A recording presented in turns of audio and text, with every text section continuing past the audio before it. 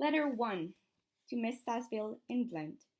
You will rejoice to hear that no disaster has accompanied the commencement of an enterprise which you have regarded with such evil forebodings. I arrived here yesterday, and my first task is to assure my dear sister of my welfare and increasing confidence in the success of my undertaking. I am already far north of London, and as I walked in the streets of Petersburg, I feel the cold northern breeze play upon my cheeks, which braces my nerves and fills me with delight. Do you understand this feeling? This breeze, which has travelled from the regions towards which I am advancing, gives me a foretaste of those icy climes. Inspirited by this wind of promise, my daydreams become more fervent and vivid. I try in vain to be persuaded that the pole is the seat of frost and desolation. It ever presents itself to my imagination as the region of beauty and delight. There, Margaret, the sun is for ever visible, its broad disk just skirting the horizon and diffusing a perpetual splendor. There, for with your leave, my sister, I will put some trust in preceding navigators. There snow and frost are banished, and sailing over a calm sea, we may be wafted to a land surpassing in wonders and in beauty every region hitherto discovered on the habitable globe. Its productions and features may be without example, as the phenomena of the heavenly bodies undoubtedly are in those undiscovered solitudes. What may not be expected in a country of eternal light?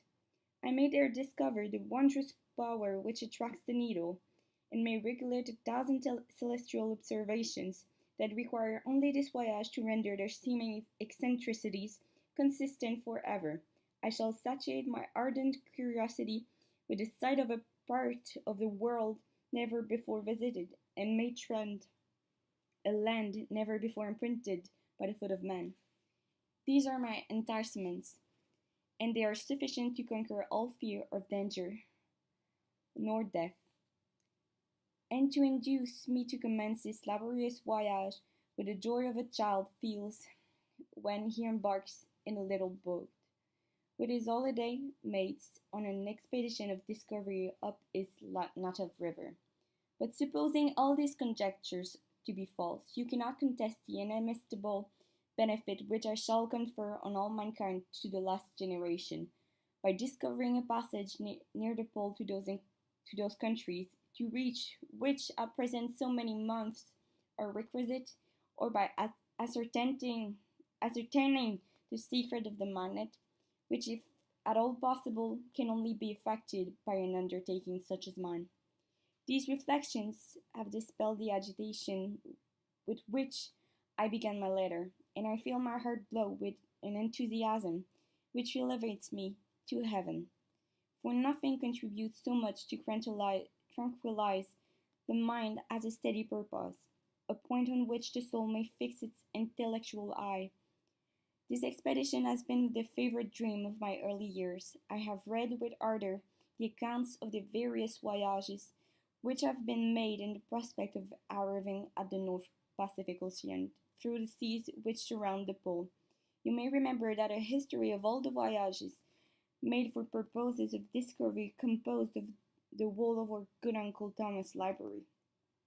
My education was neglected, yet I was passionately fond of reading. These volumes were my study day and night, and my familiarity with them increased that regret which I had felt as a child, on learning that my father's dying injunction had forbidden my uncle to allow me to embark in a seafaring life. These visions faded when I perused, for the first time, those poets whose effusions entranced my soul and lifted it to heaven. I also became a poet, and for 1 year lived in a paradise of my own creation. I imagined that also might obtain a niche in the temple where the names of Homer and Shakespeare are consecrated. You are well acquainted with my failure, and how heavily I bore the disappointment. But just at that time I inherited the fortune of my cousin, and my thoughts were turned into the channel of your earlier bent. 6 years have passed since I resolved on my present undertaking. I can even now remember the hour from which I dedicated myself to this great enterprise. I commenced by inuring my body to hardship. I accompanied the whale fishers on several expeditions to the North Sea. I voluntarily endured cold, famine, thirst, and want of sleep. I often worked harder than the common sailors during the day, and devoted my nights to the study of mathematics, the theory of medicine, and those branches of physical science from which a novel adventure might derive the greatest practical advantage. Twice I actually hired myself as an undermate in a Greenland whaler, and acquitted myself to admiration.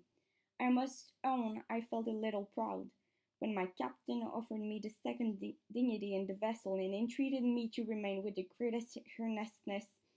So valuable did he consider my services. And now, dear Margaret, do I not deserve to accomplish some great purpose?